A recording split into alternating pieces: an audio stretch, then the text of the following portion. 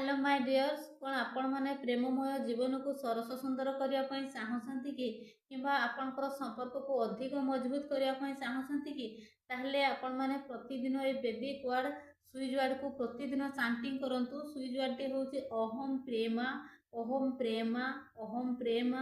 आपण प्रतिदिन राति शोला बेले एवं सकाଳେ उठिला बेले 21 थर 21 दिन पर्यंत चांटिंग करेंगे एवं से बेड रे बसिकी आपण डीप ब्रीथ 5 थर नेबे सामर्थ्य हिसाब रे होल्ड करेंगे एवं धीरे धीरे छाड़िबे एवं तापरे कल्पना शक्ति रे मानस पटरे देखिबे कि आपनकर हार्ट चक्र मध्य रे यूनिवर्स कर ग्रीन कलर एनर्जी बहु मात्रा रे क्रिएट होउची।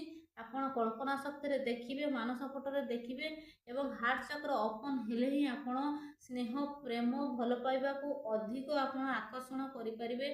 तो निहाती भाबरे आपण एई प्रक्रिया को कंटिन्यू करंतु। जो वैदिक वर्ड बा सुइज वर्ड आपण 21 थर प्रतिदिन 21 थर चांटिंग करंतु। 21 दिन पर्यंत कंटिन्यू रखंतु। निहाती भाबरे आपनकर लव लाइफ आपनकर बहुत सरस सुंदर हेई परिबे एवं रिलेशनशिप रे मध्य मजबूत हेई परिबे। तो थैंक यू सो मच।